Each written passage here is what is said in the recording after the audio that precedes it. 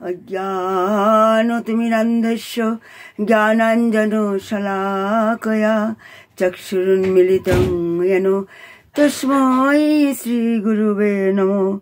वन्दे श्रीकृष्णचैतन्य नित्यानन्द सहोदितो गौरादये पुष्पवन्तो चित्रछन्दौ तमो नदो। आजानुलम्बितो भुजौ कनकावदातो संकीर्तनैको पीतरो कमलायो ताक्षो। विश्वम्भरो द्विजवरो जुगधर्मो पालो वन्दे जगतो प्रियकरो करुणावतारो।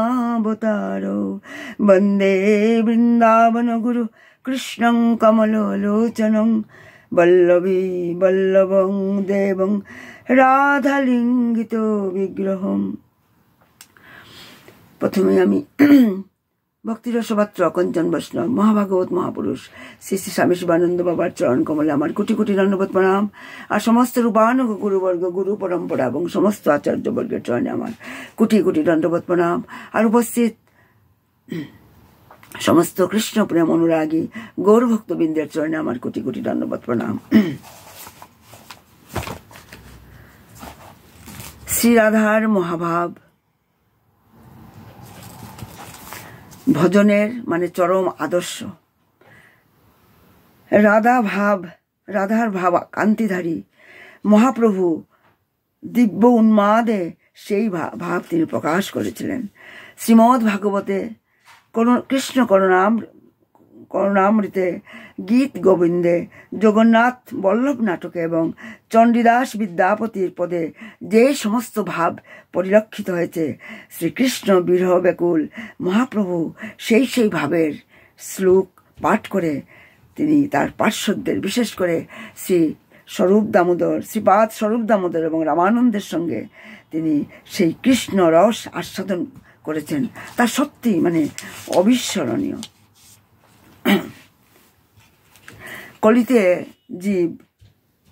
कलिते जीव निस्तारेर एकमात्र पथ हलो नाम संकीर्तन।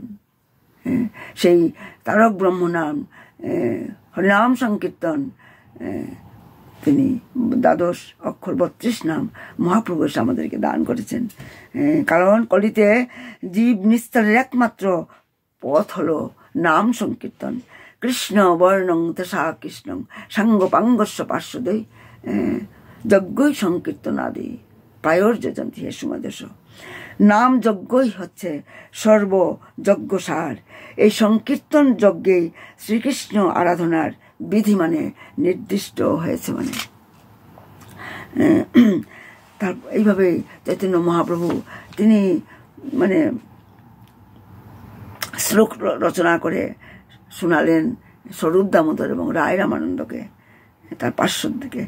चतो दर्पण मार्जनं भव महादावाग्निर्वापनं श्रेयो कैरव चंद्रिका वितरणं विद्यावधू जीवनम् आनंदबुद्धिवर्धनं प्रतिपदं पूर्णामिता आस्वादनं सर्वात्म सपनं परं विजयते श्रीकृष्ण संकीर्तनम। श्रीकृष्ण कीर्तन चित्तरूप दर्पण के निर्मल करे एवं संसार होते प्राप्त जे महादावाग्नि ताकेও दूर करे। कारण संसार হচ্ছে মানে দাবাগ্নির সঙ্গে তুলনা করা হয়েছে, দাবানলের সঙ্গে তুলনা করা হয়েছে। আর সংসার থেকে যে সেই দাবানল দাবাগ্নি তাকেও তাকেও দূর করে এই শ্রীকৃষ্ণ কীর্তন। চন্দ্রের আলোকে কুমুদ যেমন প্রস্ফুটিত হয় তেমনি কৃষ্ণ কীর্তনের আলোক কৃষ্ণ কীর্তনের আলোক সর্বরকম মঙ্গলজনক কুমুদ পুষ্প ফুটে ওঠার পক্ষে সাহায্যকারী। মানে তাই শ্রীকৃষ্ণ কীর্তন হলো এই বিদ্যারূপ বধূর জীবন সর্বস্ব। মানে জীবন সর্বস্ব মানে আনন্দ সাগরের বৃদ্ধিকারী। মানে কৃষ্ণ নামের প্রতিটি অক্ষরেই অমৃতের আস্বাদন করায়। মানে সকল আত্মার পূর্ণামৃতে অবগাহনের স্নিগ্ধতা আপাদক তাই শ্রীকৃষ্ণ কীর্তন জয় যুক্ত হোক। তারপর মহাপ্রভু আরেকটা শ্লোক বললেন, নামকারী বহুধা নিজ সর্বশক্তি স্ততার নিজ সর্বশক্তি স্তোত্রার্পিতা নিয়মিত স্মরণেন কালো এতাদৃশী তব কৃপা ভগবান মনাপি দুর্দৈব দৃশ মিহাজনী নানুরাগ। কৃষ্ণ নামের শক্তিতেই কৃষ্ণ প্রেম লাভ হয়। নাম আর নামের মধ্যে কোনো বিভেদ নেই। এই নাম গ্রহণের কোনো কোনো কালাকাল নিয়ম নেই। নাম স্মরণ বিষয়েও কোনো বিধি নেই। নাম গ্রহণ নাম স্মরণ কোনো বিধি নেই। সূচি অসুচিরও কোনো বিচার নেই। কিন্তু আমার এমনই দুর্ভাগ্য যে এত করুণা সত্ত্বেও কৃষ্ণের নামেতে আমার বা জীবকুলের কোনো অনুরাগ জন্মালো না। মহাপ্রভু তাই ভাবাবেশেই এবার বললেন, কিভাবে নামের কাঙাল হয়ে নাম করলে সেই নাম ফলক পদ হয়। এটি মহাপ্রভুর শ্রীমুখ নিশ্চিত অতি পরিচিত তৃতীয় শ্লোকটি। এই শ্লোকটা আমাদের কণ্ঠে গলার হার করে পরে রাখা উচিত সমস্ত বৈষ্ণবদের। তৃণাদুপি শনি যেন তরুরোপি সহিষ্ণুনা অমানীন মানদেন কীর্তনিয়া সদা হরি। মহাপ্রভুর সেটা হচ্ছে মহাপ্রভুর চতুর্থ শ্লোক। সেটা না ধনং না জনং ন সুন্দরীং কবিতাং বা জগদীশ কাময়ে মম জন্মনীশ্বরে ভবতা ভক্তির হৈতুকি তৈ। হে জগদীশ, আমি ধন জন সুন্দরী স্ত্রী বা কাব্যামৃত আস্বাদন এসব কিছুই তোমার কাছে আমি প্রার্থনা করি না। শুধু জন্মান্তরে তোমার প্রতি যেন আমার অহৈতুকী ভক্তি থাকে, এটাই আমি কামনা করি। এটাই আমাদের কামনা, সমস্ত বৈষ্ণবদের সমস্ত ভক্তের এটাই কামনা। প্রতি জন্মান্তরে তোমার প্রতি যেন আমার অহৈতুকী ভক্তি থাকে, এটাই আমি কামনা করি। এইবার মহাপ্রভু পঞ্চম শ্লোকটা বললেন, ওই নন্দতনুজ কিঙ্করং পতিতং মাং বিষয়ে ভবাম্বুধ কৃপয়া তব পাদ পঙ্কজাস্থিত ধূলি সদৃশং বিচিন্তয়। হে নন্দসূত, যশোদানন্দন ব্রজেন্দ্র নন্দন, তাই বলা হচ্ছে নন্দসূত। হে নন্দসূত, আমি তোমার নিত্য দাস। তোমাকে ভুলে এই ভব সিন্ধুতে পতিত হয়ে আমি হাবুডুবু খাচ্ছি। কৃপা করে আমাকে তোমার চরণের ধুলির সমান মনে করো। এই বলে মহাপ্রভু তাই চতুর্থ শ্লোক বললেন। আর পরের শ্লোকটাকে তিনি বললেন, নয়নং গলদ অশ্রুধারয়া বদনং গদে গদ রুদ্ধয়া ঘিরা পুলকৈর্নিশ্চিতং বপু কদা তব নাম গ্রহণে ভবিষ্যতি। তার হে কৃষ্ণ, তুমি আমাকে এমন প্রেম দান করো যার দ্বারা আমার নয়ন দিয়ে অবিরত যাতে ধারা বয়, অশ্রু যাতে বয়। আমাকে তুমি এমন প্রেম দান করো যার দ্বারা আমার নয়নে অশ্রু যাতে সর্বক্ষণ বিসর্জন হয়। আমার কণ্ঠ যেন তোমার নাম নিতে নিতে ভাবে যাতে গদগদ হয়। যখন আমরা কৃষ্ণ নাম নেব, ভাবে যাতে আমার গলার স্বর যাতে গদগদ হয়, সর্বাঙ্গে যেন পুলকে পরিপূর্ণ হয়। তাই তো আমাদের আচার্যরা গিয়েছেন, গৌরাঙ্গ বলিতে কবে হবে পুলক শরীর, হরি হরি বলিতে নয়ন ববে নীর। আরো কবে নিতাই চাঁদের করুণা হইবে, সংসার বা সোনামুর কবে তুচ্ছ হবে। এইভাবে এই পর্যন্ত বলার পর মহাপ্রভুর মধ্যে আবার বিরহের ভাব জেগে উঠল। তিনি তখন আরেকটা শ্লোক তিনি রচনা করলেন। তিনি বললেন, যুগায়িতং নিমিষেণ চক্ষুষা প্রাবৃষায়িতং শূন্যায়িতং জগতং সর্বং গোবিন্দং বিরহেণ মে। হে গোবিন্দ, হে প্রাণনাথ, হে গোবিন্দ, কবে তোমার বিরহে প্রতিটা ক্ষণ আমার কাছে শতযুগ বলে মনে হবে। কবে কবে মনে হবে শতযুগ বলে? তোমার বিরহে প্রত্যেকটা ক্ষণ, তোমার অভাবে কবে আমার দু চোখ বেয়ে বর্ষা ধারার মতো অশ্রু ঝরে পড়বে? কবে তোমাতে হারা হয়ে সমস্ত জগৎকে শূন্যময় বলে মনে হবে? তোমার বিরহে, তোমার অদর্শনে এই সমস্ত জগৎ শূন্যময় বলে মনে হবে। হে গোবিন্দ বলে প্রার্থনা করছেন। এবার তিনি মহাপ্রভু তখন ভাবে আকুল হয়ে সেই বিপ্রলম্ব মহাভাব ভাবিত হয়ে আশ্লিষ্য বা পদরতাং বিনিষ্ঠুমাং অদর্শনাৎ মহর্ম হতাং করোতু বা যথা তথা বা বিদধাতু লম্পটো মত প্রাণো নাথস্তু সো এব নো পুরা। মহাপ্রভু এইভাবে রাধাভাবে বললেন। এবার রাধাভাবে তিনি বললেন, কারণ মহাপ্রভু হচ্ছেন রাধা কৃষ্ণের মিলিত তনু। মহাপ্রভুর এবার তিনি বললেন, হে আমার প্রাণনাথ শ্রীকৃষ্ণ, আমাকে আলিঙ্গনে বদ্ধ করে আত্মসাৎ করুন বা আমাকে দর্শন না দিয়ে যেখানে সেখানে বিচরণ করে আমার দেহ মন প্রাণ তাপ দগ্ধই করুন, কিংবা আমাকে যথেষ্ট ব্যবহারই করুন। যেভাবেই তিনি আমাকে ব্যবহার করুন না কেন, আমাকে দর্শন না দিয়ে আমাকে আত্মসাতে আলিঙ্গনে বদ্ধ করে আত্মসাতে করুন না কেন, তিনি আমার প্রাণনাথ, অন্য কেউ নয়। অর্থাৎ তার রাধা ভাব কান্তি ধরি শ্রী রাধার উক্তি যেন আরো একবার ধ্বনিত হলো প্রভুর মুখ দিয়ে, যেটা 5,500 বছর আগে যেখানে প্রলম্বভাবে মহাভাবে রাধারানী তিনি বিরহে তিনি নিমগ্ন থাকতেন। সেই ভাব, সেই উন্মাদনা, সেই বিপ্রলম্ব ভাবা উল্লাসরতি সেটা আবার যেন ধ্বনিত হলো এই 550 বছর আগে চৈতন্য মহাপ্রভুর মুখ দিয়ে। কারণ চৈতন্য মহাপ্রভু রাধার ভাব এবং অঙ্গকান্তি নিয়ে তিনি এসেছেন। তিনি কৃষ্ণ প্রেমে তিনি মাতোহারা থাকতেন।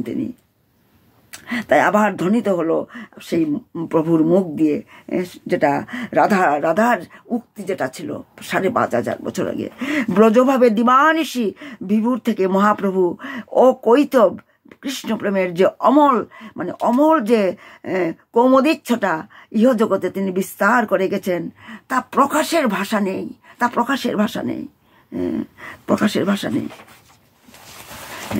তাই এই কলিযুগে ভগবান আসেন, স্বয়ং আসেন, কখনো অংশরূপে আসেন, কখনো কলারূপে আসেন, আবেশরূপে আসেন, আবার কখনো তার পার্শ্বদের তিনি পাঠান। জীবের চৈতন্য সত্তাকে জাগৃত করার জন্য, সুপ্ত চেতন সত্তাকে জাগানোর জন্য ভগবান যুগে যুগে আসেন। এইভাবে এইরকম মহৎ পুরুষের কৃপার দ্বারা ভগবত ভক্তিরূপী বীজ জীবের হৃদয়ে রোপণ করেন এইসব মহাপুরুষরা। এই মহৎ পুরুষেরা চেতনা সত্তাকে জাগানোর জন্য তারা আসেন। তখন ভগবানের চরণে আমাদের মতি উৎপন্ন হয় এই মহৎ পুরুষদের কৃপায়, সাধু গুরু বৈষ্ণবদের কৃপায়। তাই তো বলা হয়, জৈস্য প্রসাদাদ ভগবত প্রসাদ, জৈস্য প্রসাদান্ন গতি কুত হবি, ধায়ংস বংস্তস্য যশস্তি সন্ধং বন্দে গুরু শ্রী চরণারবিন্দম। এই কলিযুগেও ভগবান চৈতন্য মহাপ্রভু এসেছেন তার সমস্ত পার্শ্বদের নিয়ে ভজনের এসে আমাদের ভজন পদ্ধতি, কিভাবে ভজন করতে হয়, কিভাবে কৃষ্ণ প্রেম লাভ করতে হয়, সব তিনি পার্শ্বদের দ্বারা আমাদের শিক্ষা দিয়েছেন। কখনো স্বয়ং এসে নিজে করে শিক্ষা দিয়েছেন ভজনের। কারণ ভজনের অনেক অনেক মার্গ। ভগবান অনন্ত, রূপ নাম গুণ অনন্ত, অনন্ত ধাম অনন্ত। কিন্তু শ্রীকৃষ্ণ চৈতন্য মহাপ্রভু ভগবত প্রেম যে সার বস্তু, কি সার বস্তু, যে যুগল প্রেম নিভৃত নিকুঞ্জে, সেই যুগল প্রেম নির্যাস, যাকে বলা হয় ভাব উল্লাস আরতি, ভাব উল্লাস আরতি, যেটা হচ্ছে উন্নত উজ্জ্বল রস, যেটা হচ্ছে মঞ্জরি উপাসনা পদ্ধতি। মহাপ্রভু কৃপা করে আমাদেরকে এই কলিযুগে এসে তিনি দান করেছেন। অনির্পিত চিরাঞ্চরিত করুণয়া কৃপয়া কলম সমর্পয় আমি উন্নত উজ্জ্বল রস স্বভক্তি স্বয়ং। আমরা গত ক্লাসে আলোচনা করেছিলাম স্বভক্তি যুগম, মানে বৈরাগ্যের সঙ্গে তিনি ভক্তি যুগের তিনি সংযোগ করেছিলেন। তাই মহাপ্রভু করুণা করে এই ভক্তিরস, এই ভক্তিলতা বীজ প্রদান করার জন্য এসেছেন তার সমস্ত পার্শ্বদের নিয়ে। সেই উন্নত উজ্জ্বল রস, তার মানে উন্নত উজ্জ্বল রস মানে কি? উন্নত উজ্জ্বল রস হচ্ছে, তা হচ্ছে মানে মঞ্জরি পদ্ধতি, বৃন্দাবনী উপাসনা, যা মানে মাধুর্য রস নির্যাস, যেখানে মানে রাধা কৃষ্ণের যুগল সেবা হয়, সেই যে যুগল সেবার যে প্রেম নির্যাস, যেটা আস্বাদন আমাদের করানোর জন্য মহাপ্রভু স্বয়ং আসেন, পার্শ্বদের পাঠান মানে। কিন্তু সেই যে রস মানে প্রেম রস, সেটা সাধন পদ্ধতির দ্বারা, ভজন দ্বারা লাভ করা যায় না। আপনারা মন দিয়ে শুনবেন, খুব গভীর তত্ত্ব সিদ্ধান্তের কথা। সেটা সাধন পদ্ধতি, ভজন দ্বারা তা লাভ করা যায় না সেই প্রেম। এটা কৃপা সাপেক্ষ, মানে কেবলমাত্র কৃপার দ্বারা পাওয়া যায় এই ভক্তিরস। এটা জপ তপ তপস্যা আরাধনা দান পুণ্য আদি মঙ্গলময় অনুষ্ঠানের দ্বারা এই বস্তু লাভ করা সম্ভব নয়। এটা কেবল কৃপার সাধ্য, মানে যার উপর কৃপা আছে, মানে কার কৃপা? ভগবানের কৃপা, গুরুদেবের কৃপা আছে, সবে সেটা লাভ করা যায়, মানে সেই লাভ করতে পারে যার উপর ভগবানের গুরুদেবের কৃপা আছে। তাই মহাপ্রভু এই ভক্তিরস দেবার জন্য সেটা হচ্ছে হরিনাম সংকীর্তন। একমাত্র হরিনাম সংকীর্তনের দ্বারা, মানে এত সরল উপাসনা পদ্ধতির দ্বারা সেই প্রেম লাভ করা সম্ভব হয়। হরের নাম হরের নাম হরের নামেইব কেবলম কলো নাস্তেইব নাস্তেইব নাস্তেইব গতিরন্যথা। তাই কিভাবে আমরা, তাই মানে বলা হয়েছে যে তাই এই তার পার্শ্বদের নিয়ে সেই রস আস্বাদন করা একটা দিগদর্শন আমাদের কাছে। কারণ আমরা কলিহতবদ্ধ জীব, আমরা জানি না কিভাবে আমাদের মঙ্গল হবে, আমরা কোন মার্গে আমরা চলবো, আমাদের কোন কিভাবে আমাদের লক্ষ্যে আমরা পৌঁছতে পারবো। কারণ ধর্মের তত্ত্ব সিদ্ধান্ত খুবই গভীর, মানে কোন মার্গ অবলম্বন করে সেই মার্গে পৌঁছাতে পারবো সেটা আমরা জানি না। তাই তো আমাদেরকে মহাজন যেন গত পন্থা, মহাজনরা আমাদের আচার্যরা যে পন্থা বলে গেছেন, যে মার্গদর্শন করেছেন, আমাদেরকে সেই মার্গেই আমাদেরকে চলা উচিত, মানে তাই বলা হচ্ছে।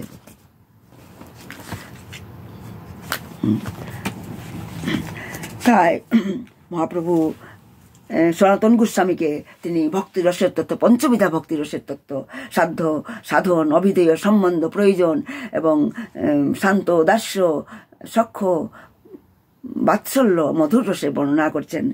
তিনি বলছেন, বেদশাস্ত্র কহে সম্বন্ধ অভিধেয় প্রয়োজন, কৃষ্ণ প্রাপ্য সম্বন্ধ ভক্তি প্রাপ্তের সাধন। মানে বৈদিক শাস্ত্রে শ্রীকৃষ্ণের সঙ্গে মানে জীবের নিত্য সম্পর্কের কথা বলা হয়েছে, তাকে বলা হয় সম্বন্ধ। আর সে সম্বন্ধে অবগত হয়ে সেই অনুসারে মানে সে সম্বন্ধে অবগত হয়ে, মানে ভগবানের সঙ্গে আমার সম্বন্ধ জ্ঞান যখন আমি লাভ করব, সেটা যখন আমি জানবো এবং সে অবগত হব, সেই অনুসারে আচরণ করাকে বলা হয় অভিধেয়। মানে আমি কিভাবে সম্বন্ধ জ্ঞান লাভ করব, কি আচরণ করলে সেই পন্থাকে বলা হয় অভিধেয়। আর ভগবানের প্রতি প্রেম হচ্ছে জীবের পরম লক্ষ্য। ভগবানকে ভালোবাসাই তো, গোবিন্দকে ভালোবাসাই তো আমাদের জীবনের চরম লক্ষ্য, যেটা আমাদের গুরুদেব মানে সব সময় তিনি বলে থাকেন। গোবিন্দকে গুরুদেব নিজেই তিনি বলেন, বাবা নিজেই বলেন, আমি গোবিন্দকে কেন ভালোবাসি? হরিভক্তি লাভের জন্য। আমি হরিভক্তি লাভের জন্যই আমি তুলসীমালা কণ্ঠে তুলসী ধারণ করি, তিলক পড়ি, জপ করি, ব্রাহ্ম মুহূর্তে উঠি, একাদশী করি। কেন? কারণ গোবিন্দকে লাভ করার জন্য, হরিভক্তি লাভ করার জন্য, সেটা বাবা বলেন। তাই ভগবানের প্রতি প্রেম হচ্ছে জীবের চরম লক্ষ্য এবং তাকে বলা হয় প্রয়োজন। তাই সম্বন্ধ অভিধেয় এবং প্রয়োজন। জীবের প্রাপ্য কৃষ্ণ, জীবের প্রাপ্য কৃষ্ণ যেই তত্ত্ব তার সম্বন্ধ জ্ঞানে পাওয়া যায়। সেই কৃষ্ণ প্রাপ্তির সাধনের নাম হচ্ছে মানে ভক্তি, মানে তাকেই বলা হয় ভক্তি। অভিধেয় নাম ভক্তি, প্রেম প্রয়োজন, পুরুষার্থ শিরোমণি, প্রেম মহাধন। কৃষ্ণ প্রাপ্তির উপায় স্বরূপ ভক্তিকে বলা হয় অভিধেয়। আর কৃষ্ণ প্রাপ্তিতে প্রেম নামে একটা বিচিত্র ব্যাপার আছে, তার নাম হচ্ছে প্রয়োজন। আর প্রেম পুরুষার্থের শিরোমণি স্বরূপ একটা মহাসম্পদ। ধর্ম, অর্থ, কাম, মোক্ষ, এগুলি হচ্ছে মানে চারটা পুরুষার্থ। মানে যেটা প্রত্যেক যুগে মানে আগে সেটা বলা হয়েছে, আমাদের আচার্যরা আগে বলেছেন ধর্ম, অর্থ, কাম, মোক্ষ। কিন্তু মহাপ্রভু এসে আমাদের পঞ্চম পুরুষার্থ, যেটা হচ্ছে কৃষ্ণ প্রেম, সেটা হচ্ছে পঞ্চম পুরুষার্থ, 5th stage of our life. তাই প্রেম পুরুষার্থের শিরোমণি স্বরূপ একটা মহাসম্পদ।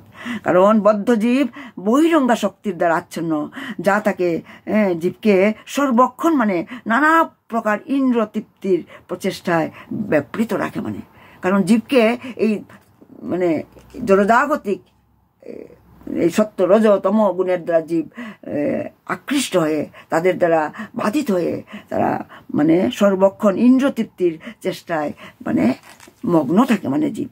কারণ বহিরঙ্গা শক্তির দ্বারা আচ্ছন্ন জীব জড় কার্যকলাপে যুক্ত থাকার ফলে জীবের স্বাভাবিক মানে কৃষ্ণ ভক্তি আচ্ছাদিত হয়ে যায়। আমাদের অন্তরে যে কৃষ্ণ চেতনা যেটা আচ্ছাদিত হয়ে আছে এই বহিরঙ্গা শক্তির দ্বারা, সেটাকে জাগানোর জন্য আমাদেরকে চেষ্টা করতে হবে। কিন্তু সমস্ত জীবের